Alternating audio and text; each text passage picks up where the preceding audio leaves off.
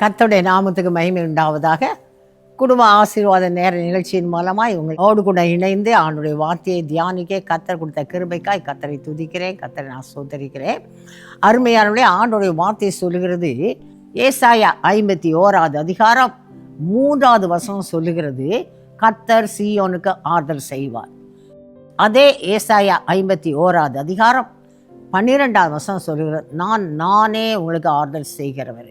சில வேளையில் பாருங்கள், எல்லா பக்கம் நெருக்கப்படுகிற வேளையில் உதவியற்ற ஒரு நிலைமையில் இருக்கிறேனே, என்ன செய்யனே தெரியலையே அப்படின்னு சொல்லிட்டு ஆறுதல் யாராவது ஒருத்தருடைய வார்த்தை தம்மை ஆறுதல் படுத்தாதான் இருப்போம். இன்றைக்கி ஒரு வேளை என் உள்ளம் ஆறுதல் இல்லாதபடி ரொம்ப கலக்கம், ஒரு சந்தோஷம் இல்லை, என் உள்ளத்தில் உள்ளான ஆத்மாவில் ஒரு சமாதானம் இல்லை, ஒரு ஆறுதலான வார்த்தை கேட்டால் எனக்கு நல்லா இருக்குமே அப்படின்ற நிலைமையில கூட இந்த நாளில் இந்த நிகழ்ச்சியை பார்க்கலாம்.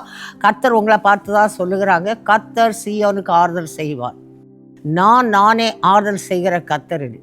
இன்றைக்கும் ஒன்று அறிந்து கொள்ளு, எத்தனை மனுஷன் நம்ம ஆறுதல் படுத்தினாலும் அதெல்லாம் சில நிமிடங்கள் தான், அந்த வார்த்தை அவ்வளோதான்.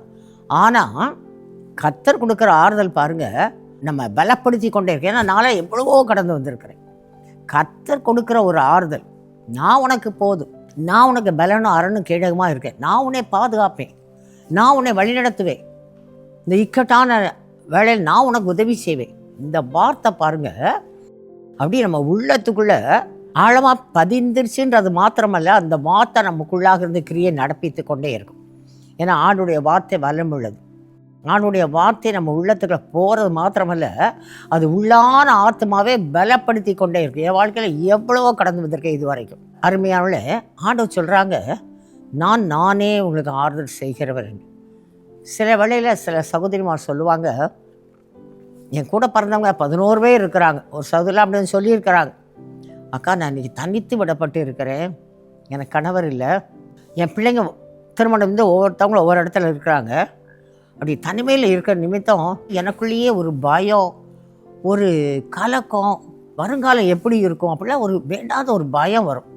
அப்போ பாருங்கள், யாராவது ஒருத்தர் வந்து ஆறுதலான வார்த்தை சொல்ல மாட்டாங்களான்னு. அந்த வேளையில் என் கூட பிறந்த அண்ணன் தம்பியோ தங்கச்சி யாருக்காவது ஃபோன் பண்ணுவேன். அந்த சகோதரி சொன்ன ஒரு காரியம், அவங்க ஃபோன் மூலமாகவே சரி அதெல்லாம் பயப்படாத, நாங்களாம் இங்கே இருக்கோம்ல அப்படின்னு சொல்லி முடிச்சிடுவாங்க. அந்த வார்த்தை அவங்க ஃபோனில் பேசும்போது மாத்திரம்தான். அவங்க ஃபோனை கீழே வச்ச உடனே, ஐயோ ஆறுதல் இல்லாமல் இருக்கமே, இந்த உலகத்தில் நமக்கு துணை இல்லாமல் இருக்கமே, நம்ம என்ன செய்ய போகிறோம், நம்ம எப்படி வாழ போகிறோம், நம்முடைய எதிர்காலம் எப்படி இருக்கும், அப்படிப்பட்ட ஒரு பயம், கலக்கம், குழப்பம் வந்துடுன்னு சொல்லுவாங்க. ஒன்று அறிந்து கொள்ளும், இன்றைக்கி ஒரு வேளை என் கூட பிறந்தவங்களாம் கூட என்கிட்ட ஏதோ பேசுகிறாங்க, ஆறுதலான வார்த்தை சொல்லுகிறாங்க, ஆனாலும் என்னையால் ஒரு சமாதானமாக சந்தோஷமாக இருக்க முடியல, எனக்குள்ளே இருக்கிற வருங்கால எதிர்காலத்து கொடுத்த பயம் போகலை. இப்படிப்பட்ட நிலைமையில் இந்த நாளில் நிகழ்ச்சியை பார்க்கலாம். கர்த்தர் சொல்லுறாங்க, நானே ஆறுதல் செய்கிறவர். ஆண்டவர் கொடுக்குற ஆறுதல் ஒன்று தான் நம்மை சந்தோஷப்படுத்தும். ஆண்டவர் கொடுக்குற ஆறுதலான வார்த்தை ஒன்று தான் நம்மை பலப்படுத்தும். ஆண்டவர் மூலமாக ஒரு ஆறுதலான வார்த்தை ஒன்று தான் நமக்கு தைரியத்தை கொடுக்கும். வாழ்க்கையில் முன்னேறி செல்லக்கூடிய ஒரு கிருபையை கர்த்தருடைய ஆறுதலான வார்த்தையின் மூலமாய் நம்ம பெற்றுக்கொள்ள முடியும். பாருங்கள், வேதாகமத்தில் கூட நம்ம பார்க்குறோம். ஆதியாகமம் 21 அதிகாரத்தில் நம்ம பார்ப்போமானால், ஆபிரகாம் காலையில் அதிகாலையில் எழுந்து அப்பமும் ஒரு துருத்தியில் தண்ணீரையும் ஆகாருடைய தோளில் கொடுத்துட்டு பிள்ளையும் ஆகாருடைய கரத்தில் கொடுத்து அவளை அனுப்பிவிட்டான். பாருங்கள், ஆகார் பிள்ளையும் அந்த துருத்தியில் தண்ணியை அப்பத்தை எடுத்துக்கொண்டு பேசபா வனாந்திரம் அலைந்து திரிந்தாள். என்ன செய்யன்னு தெரில, எங்கே போன்னு தெரில, ஒருத்தருடைய ஆறுதல் இல்லை, வனாந்திரத்தில் அலைந்து திரிந்தாள். போனாங்க நடந்தாங்கன்னா போட்டிருக்கு, அலைந்து திரிந்தாள். ஏன் தெரியுமா, ஆறுதல் இல்லை. ஆபிரகாமும் தன்னை விரட்டியாச்சு, எங்கே போக, என்ன செய்ய, எந்த மனிதர் இருக்கார் நமக்கு? வனாந்திரமான ஒரு வாழ்க்கை, வனாந்திரத்தில் அலைந்து திரிகிற ஒரு நேரம். இன்றைக்கி அருமையானுள்ளே ஒருவேளை யோசிக்கலாம், என் வாழ்க்கையை மனாந்தரமாக தான் இருக்குது, ஒரு ஆசீர்வாதம் இல்லை, பிள்ளைடைய காரியங்களில் எவ்வளோ ஆசீர்வாத தடை, என் குடும்பம் கூட இன்னும் ரட்சிக்கப்படல, என் குடும்ப வாழ்க்கையே ஒரு மனாந்தரமாக தான் இருக்குது. அப்படிப்பட்ட நிலைமையில் இந்த நாள் இந்த நிகழ்ச்சியை பார்க்கலாம். கர்த்தர் சொல்லுகிறாங்க, இந்த வனாந்தரமான பாதையிலும் ஆறுதல் செய்கிற கர்த்தர் நான் கூட இருக்கிறேன். இந்த வனாந்தரமான பாதையிலும் நான் தான் உனக்கு ஆறுதல் செய்ய முடியும். இதுதான் இன்னைக்கு இந்த நிகழ்ச்சியை பார்க்குற உங்களுக்கு கர்த்தர் கொடுக்குற ஒரு வார்த்தை. பாருங்க, துருத்தியில் இருக்க தண்ணீரும் செலவழிந்து போனது. ஆகார் பிள்ளை சாகிறதை பார்க்க முடியாதபடி ஒரு செடியின் கீழே வைத்து விட்டு தூரத்தில் போய் கண்ணீரோடு கூட அழுகிறாங்க. ஆனால் ஆண்டோடைய வார்த்தையை தொடர்ந்து சொல்கிறது, பிள்ளையின் சத்தத்தை கர்த்தர் கேட்டார். ஒரு தேவதூதன் கடந்து வர்றார். பயப்படாதே, ஆண்டவர் உன் பிள்ளையின் சத்தத்தை கேட்டார். நீ உன் பிள்ளையை கையில் பிடித்து கொண்டு போ என்று சொன்னான். உன்னை நான் பெரிய சாதியாக்குவேன் என்று கர்த்தருடைய வார்த்தை தேவதூதன் மூலமாக ஆகாருக்கு வந்தது. உடனே பாருங்க, பிள்ளையை போய் எடுக்கிறாங்க. அவங்க கண்களில் ஒரு துறவை காண்கிறாங்க. துறவியில் போய் துருத்தியில் தண்ணீர் பிடித்து கொள்ளுகிறாங்க. ஆண்டவர் வார்த்தை இன்னும் கூட சொல்கிறது, கர்த்தர் பிள்ளையோடு கூடவே இருந்தார் என்று சொல்லப்பட்டிருக்குது. அதனால் ஆகார் தேவனை எப்படி சொல்கிறாங்க? நீர் என்னை காண்கிற தேவன், ஆறுதல் இல்லாமல் அலைஞ்சேனே, வனாந்திரத்தில் பிழைச்சி ஜீவன் பெறுவதற்கு கூட தண்ணி இல்லை. அப்படிப்பட்ட ஒரு வனாந்திரமான சூழ்நிலை. இனி அவ்வளோதான், பிள்ளையோட இனிமேல் நம்மளும் சாக போகிறோன்னு ஒரு பயங்கரமான ஒரு சூழ்நிலை. அவளுக்குள்ள பயம், துக்கம், வருத்தம், என்ன செய்யணும்னு தெரியல. ஆறுதலற்ற அழிந்த அந்த ஆகாருக்கு கர்த்தருடைய கண்கள் நோக்கி பார்த்தது. அதனால தான் ஆகார் சொல்கிறாங்க, ஆண்டவரை பார்த்து, நீர் என்னை காண்கிற தேவன். இன்னைக்கும் இந்த நிகழ்ச்சியை பார்க்கிற உங்களை கர்த்தருடைய கண்கள் நோக்கி பார்க்கிற நிமித்தமாகத்தான் கர்த்தர் உங்களை பார்த்து சொல்லுகிறாங்க, நானே உங்களுக்கு ஆறுதல் செய்கிறவர் என்று. இன்னைக்கு ஆகாரின் தேவன் இன்றைக்கு ஜீவனுள்ள தேவன். இந்த ஆறுதலிட்டு இருக்கிற நிலைமையிலையும் யாருமே என்னை விசாரிக்கலையே, யாருமே என்னை ஒரு உதவி செய்யலையே, அப்படிப்பட்ட ஒரு நிலைமையில் இருக்கலாம். ஆனால் ஆகார் சொன்ன வண்ணமா, நீர் என்னை காண்கிற தேவன் என்று சொன்ன வண்ணமா, இந்த நாளிலே இந்த நிகழ்ச்சியை பார்க்க நீங்களும் ஒரு ஆள் சொல்ல பாருங்க. கர்த்தருடைய வார்த்தை கூட பேசிக்கொண்டே இருக்கு. கர்த்தருடைய கண்கள் என்னை நோக்கி பார்த்தது. வனாந்திரமான ஒரு வாழ்க்கை, ஆறுதலிட்டு போயிருந்தேன், வாழவா வேண்டாமான்ற நிலைமையில் இருந்தேன், எப்படி வாழ போகிறோன்னு இருந்தேன், ஒரு பயத்தோடு இருந்தேன், கலக்கத்தோடு துக்கம் தாங்க முடியாத துக்கத்தில் இருந்தேன். கர்த்தருடைய கண்கள் என்னை நோக்கி பார்த்தது. ஆகாரின் தேவன் இன்றைக்கும் ஜீவனுள்ள தேவன் என்று உங்கள் நாவு சொல்லும்படியாக கர்த்தர் இந்த நாளில் உங்களுக்கு கிருபை பாராட்டுவாங்க. எந்த காரியத்தில் இந்த நாள் ஆறுதல் இல்லாதபடி இருக்கிறீங்களோ, ஆறுதல் அற்று போய் இருக்கிறீங்களோ, கர்த்தர் சொல்கிறாங்க, எல்லா வகையிலும் கர்த்தர் ஒருவர் தான் நமக்கு ஆறுதல். அவர் கொடுக்குற ஆறுதல் பாருங்க, நிலையான ஒரு சமாதானம், நிலையான ஒரு சந்தோஷம் உண்டு. பாருங்க, இன்னும் கூட நம்ம வேதாகமத்தில் பார்க்கலாம்.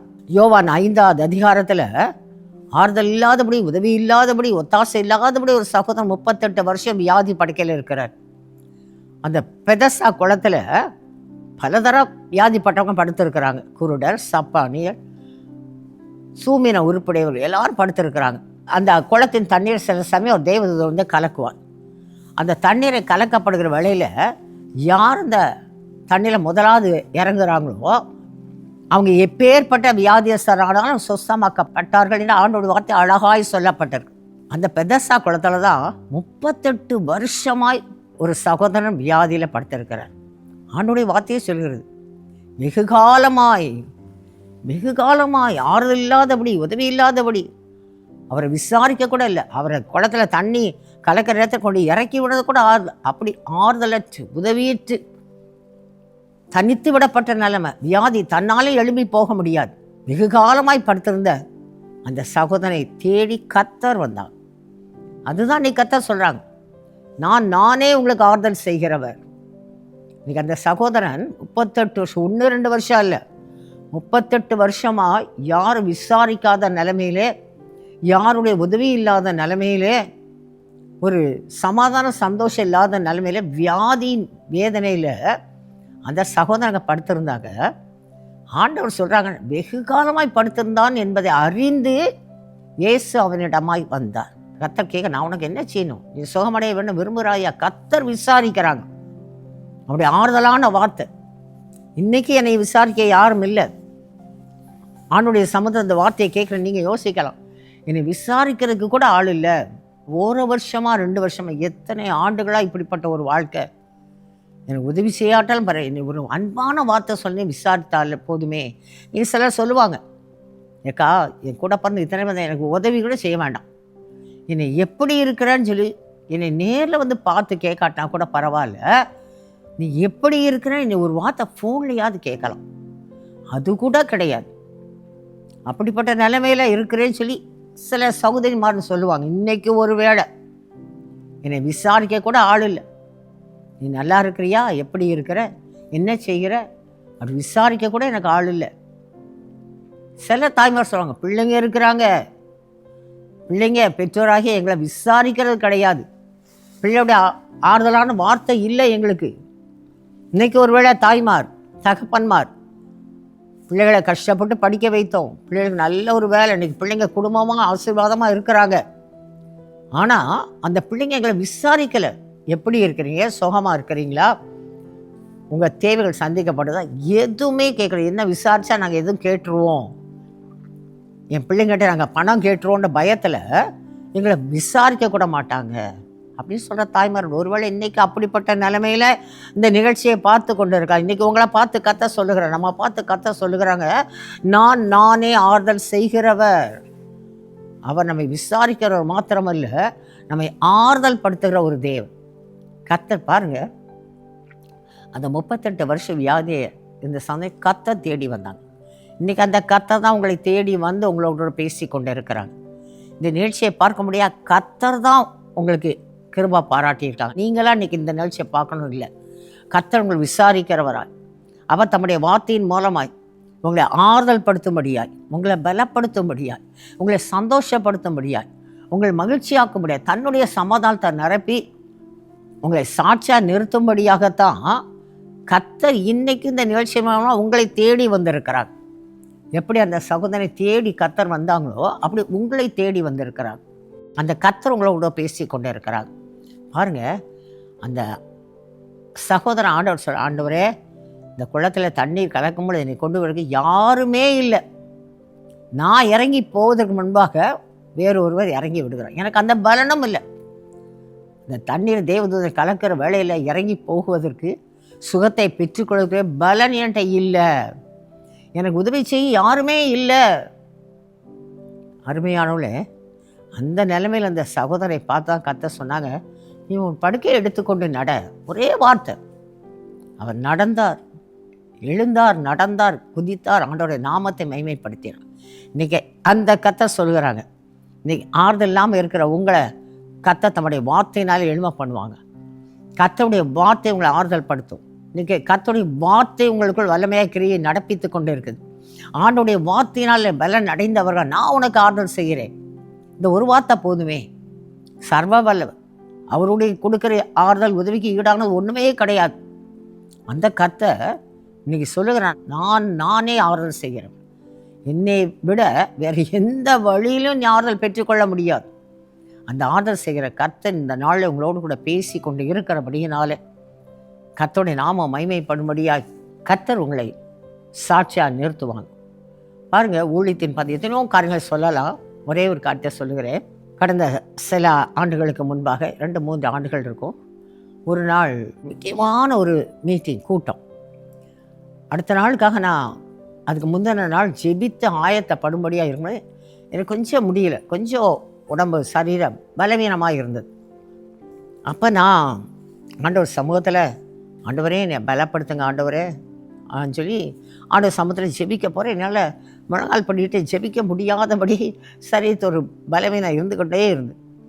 அப்போ ஆண்டவர்கிட்ட கேட்டேன், ஆண்டவரே இந்த நிலைமையில் இப்போ பலவீனத்த நாளைக்கு எப்படி போய் நான் ஊழியத்தை செய்வேன், எப்படி ஆண்டவர் உங்கள் வார்த்தையை நான் அறிவிக்க முடியும் அப்படின்னு சொல்லிட்டு ஆண்டவர்கிட்ட என்ன கேட்டேன், ஆண்டவரே நாளைக்கு மீட்டிங்கு நான் போகணும் ஆண்டவரே, நீங்கள் அழைப்பு கொடுத்துருக்கேன், இதைத்தான் நான் கேட்டேன். ஆண்டவரே என்னை பலப்படுத்துங்க அப்படிலாம் கூட நான் கேட்கல. கேட்ட காரியம், நீங்கள் அழைத்திருக்கிறீங்க, அழைத்தவர் மாறாதவர், அழைப்பு மாறாதது.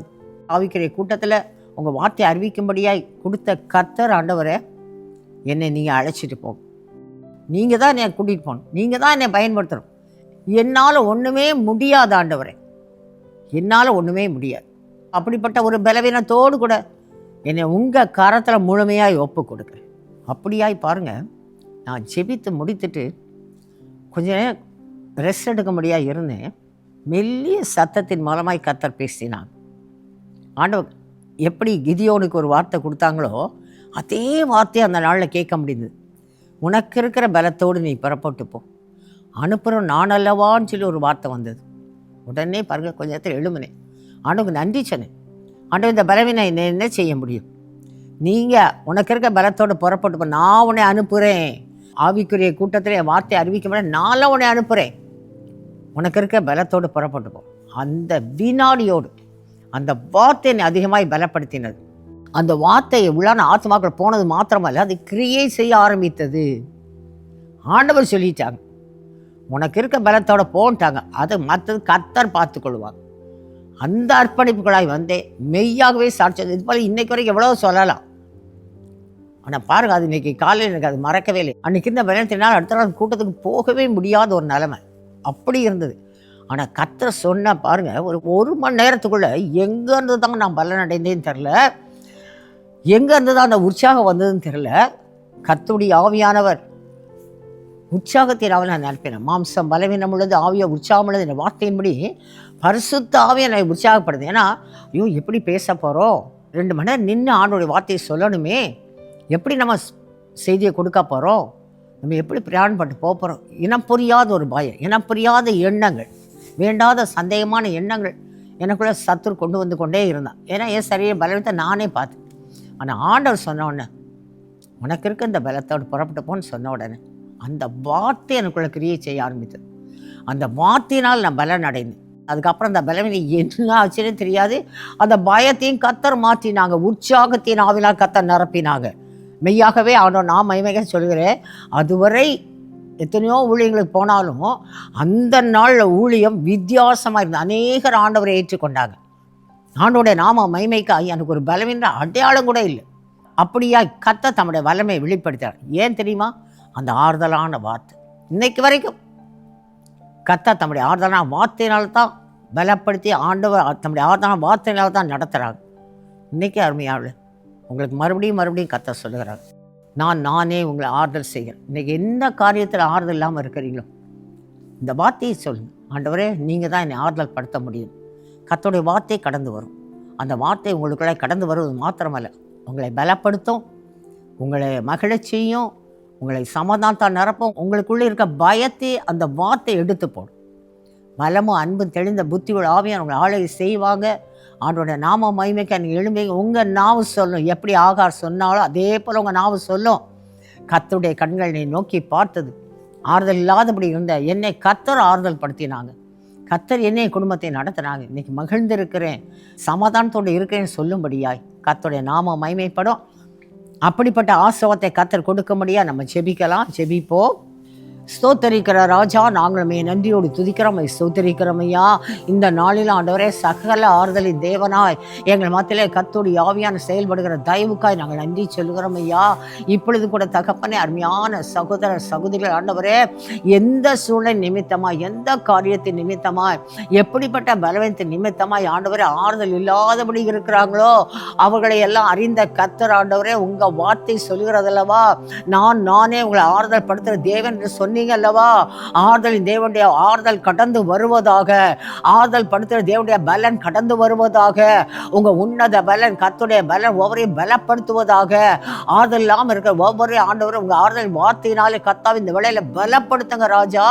நீங்க சொன்னீங்க அல்லவா, நானே ஆறுதல் படுத்துகிற கர்த்தர்னு சொன்னீங்களே, அந்த வார்த்தை ஒவ்வொருவரையும் பலப்படுத்தட்டும், அந்த வார்த்தை ஒவ்வொரையும் உயிர்ப்பிக்கட்டும் ஐயா, அந்த வார்த்தை ஒவ்வொரையும் குணமாக்கட்டும் ஐயா.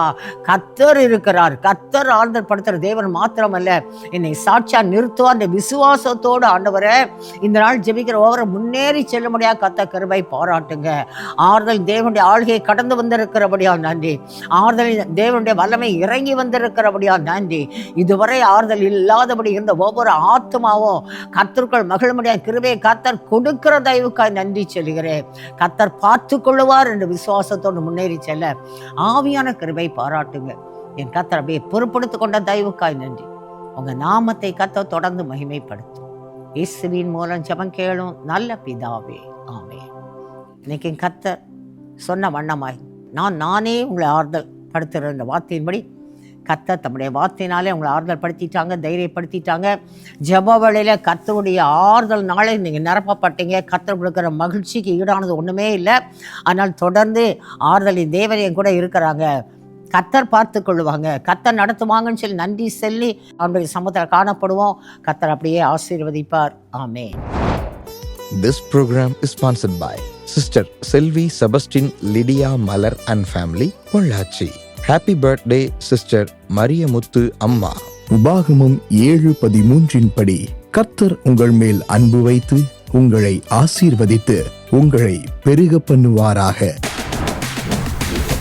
இயேசு விடுவிக்கிறார் யூடியூப் சேனலை சப்ஸ்கிரைப் செய்திடுங்கள். சப்ஸ்கிரைப் பட்டனை கிளிக் செய்து பெல் சின்னத்தையும் கிளிக் செய்து அன்றாட புது நிகழ்ச்சிக்கான தகவலை பெற்றிடுங்கள்.